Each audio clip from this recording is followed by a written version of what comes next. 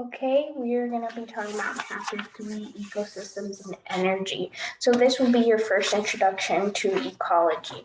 And the chapter starts off with Chesapeake Bay Salt Marsh, which is located on the eastern side of the United States. And it's a great example of an assortment of organisms that interact with one another and are interdependent in a variety of ways. This bay is considered an estuary, which is a semi-enclosed body of water where fresh water from a river drains out into the ocean, meaning that there is brackish water, basically moderately salty with fresh water. Another, interesting fact about this ecosystem is that it has a low level of biodiversity in terms of vegetation because not very many plants can tolerate salinity. So here you can see cordgrass, and although you can't see it, there is also microscopic algae, which is a photosynthetic aquatic organism. In terms of insects, there's a lot of mosquitoes and horseflies, which attracts nesting birds, shorebirds such as laughing gulls, and seaside sparrows. There's a large number of invertebrates, such as shrimp and crabs and worms and clams, because they like to seek refuge in the water and around the cordgrass. It's similar to the salt marshes that we have here in South Florida, near Florida Bay, and some remnant parts in Biscayne Bay. So as you can see, this is a fantastic example of an ecosystem. But how do we come about classifying an ecosystem? Well, first we have to understand what is ecology. So our overview of chapter 3 includes what is ecology, the energy of life, and the flow of energy through ecosystems. And in the 19th century, a scientist named Ernst Haeckel developed the terminology and concept of ecology. Logy and eco both come from Greek words, which basically mean the study of one's house. And today we define ecology as the study of interactions among and between organisms in their abiotic environment. What's abiotic and biotic? Well, biotic is the living environment, which includes all the organisms, and the abiotic is the non-living or physical environment. This means the living space, sunlight, soil, precipitation, minerals. So interactions between these two realms is basically ecology. Now, what is the ecology of a natural system? Well, as you can see in the picture on the right, we have a mud flat at low tide. Things labeled in green are living, while things in yellow are non-living. And so ecologists try to understand how there are interactions within systems like this one. And so some questions they may ask are, why are organisms distributed this way? What roles do they play? And what are temperature requirements? As time has progressed in ecology, there have been several definitions that have helped to organize levels within ecology. So you may have heard of a lot of these, but they are good to keep in mind and to remember for your exam. The first one is species, population, community, ecosystem, landscape, and you'll have one more. But what you need to notice is that they go from small to large. So let's see that in action. The picture on the right depicts these different ecological levels in organization. So you have an organism, which is at the species level, an elephant, a population, which is a group of elephants, a community. We can see there are elephants, giraffes, and perhaps some sort of ungulate animal. An ecosystem, now you can see the interactions between the abiotic and the biotic, the elephants and the giraffes interacting with their landscape. And finally, a biosphere. Ecologists are interested in the levels of life from the individual organisms to a biosphere.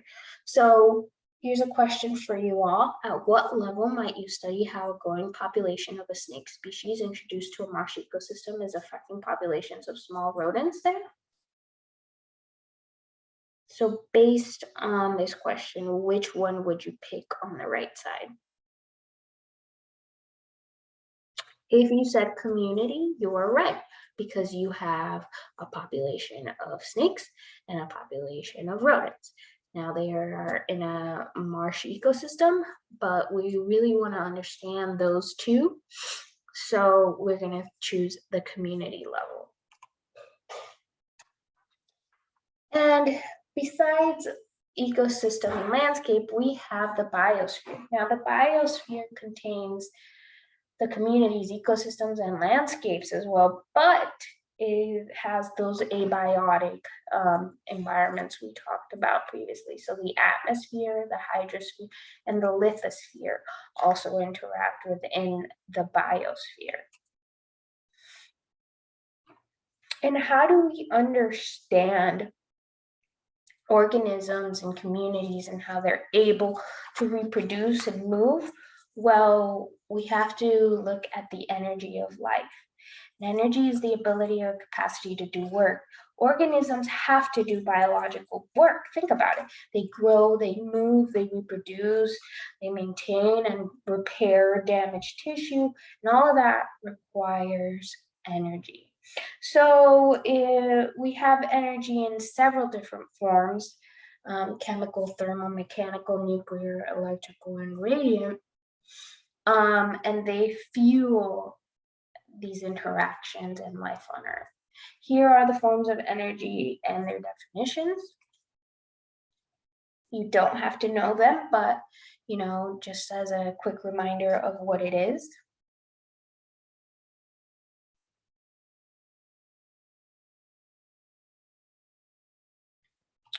And radiant energy travels in the form of waves. Different wavelengths mean different types of energy. The most important for life on Earth is visible light, which is an intermediate wavelength that, as you can see here, on the electromagnetic spectrum. And it is what we know as visible light. So anything that you can see is radiating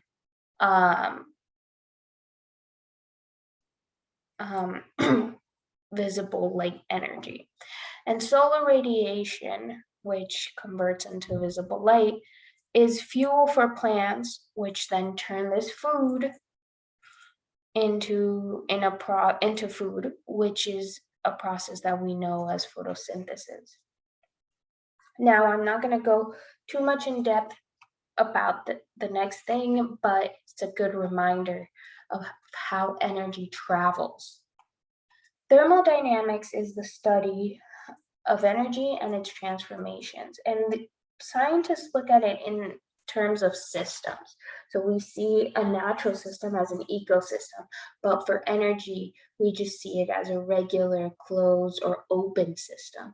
And what's a closed system? Well, it's one that does not exchange energy with the surroundings. This is very rare in nature.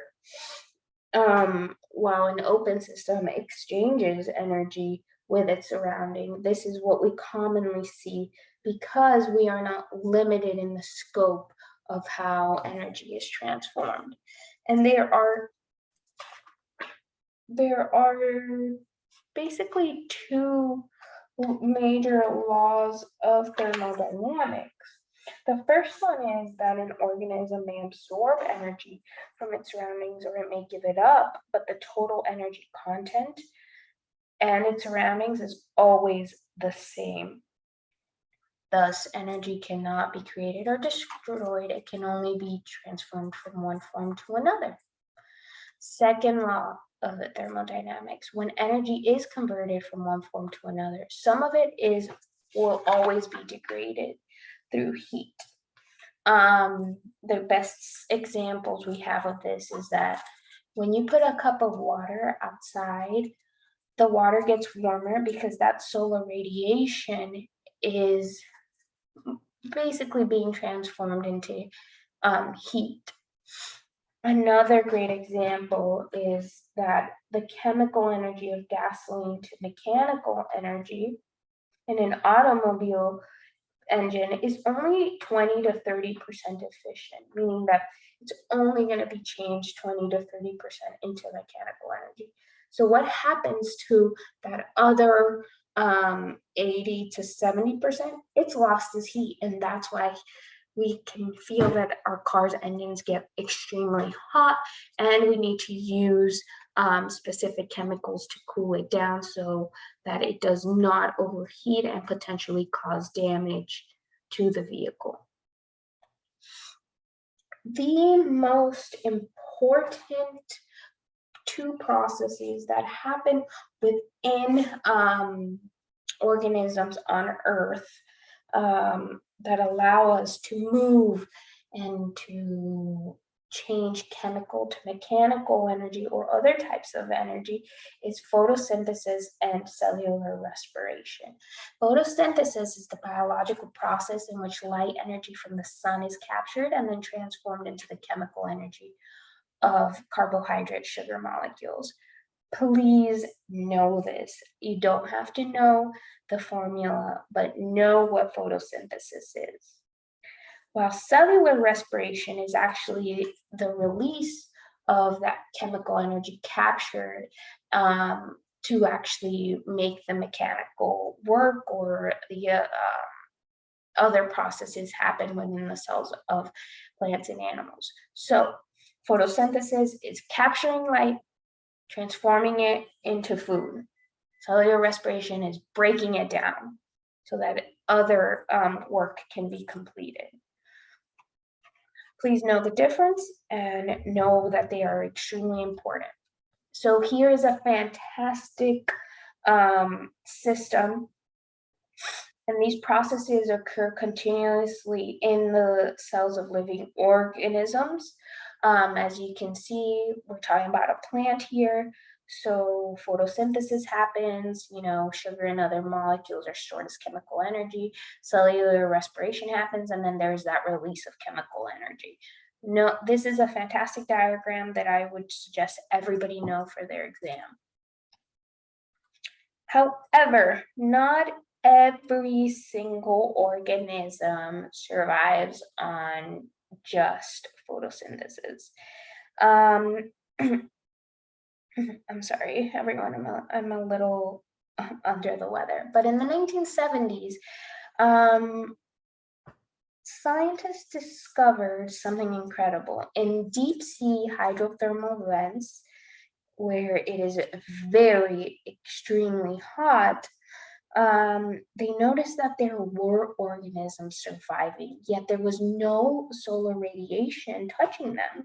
So how were they making food? How were they living if we know that the basis for food is photosynthesis?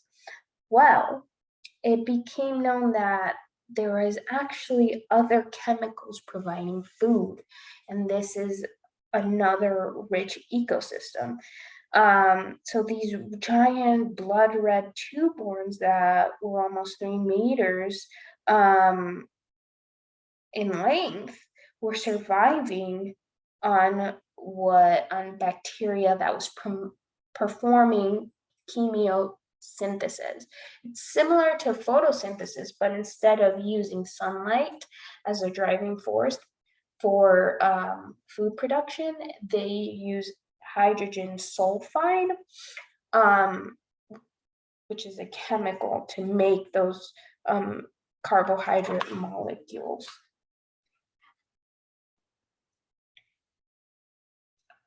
And so from there, now we can see how energy and how it moves is really important for organisms, but how does it move across ecosystems and communities? So let's tie it all together. We talked about the levels of the ecological levels, and we talked about energy. Let's put them together. Well, energy flows among producers, consumers, and decomposers.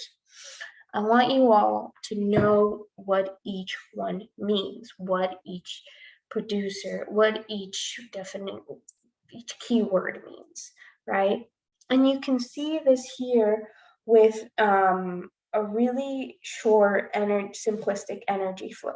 So the energy enters the ecosystem from the sun, and in the first trophic level, you have producers, plants. Some of it is lost as heat, though. As we know, based on the second law of thermodynamics, energy is always lost at some point through heat. Then we have the primary consumers. They consume food. They do not make their own food. We are consumers, so the mass. Then we have the secondary consumer. This is now the third trophic level. And then we have high-level predators such as this eagle that also consumes the rat or the snake, right? And finally, we have decomposers, which such as bacteria and fungi that obtain energy from waste and dead organic material. So this is a fantastic trophic one-way energy flow, but it's not usually this simple. Food chains, the path of energy, who eats whom. So as you saw before, I explained a little bit, but now you have really the definitions of what is a food chain and what are trophic levels. A trophic level is an organism's position in a food chain, which is determined by its feeding relationships. Some consumers are also considered detrivores, or they consume detritus, which is animal carcasses or leaf litter and feces. We didn't have that in the first food chain, but I do want you guys to know it. So as I said, food chains are not really realistic. Usually what we see are these massive interconnected feeding relationships known as food webs. They're a lot more complex, but this is how scientists can understand within a community and an ecosystem how different species and populations are interacting.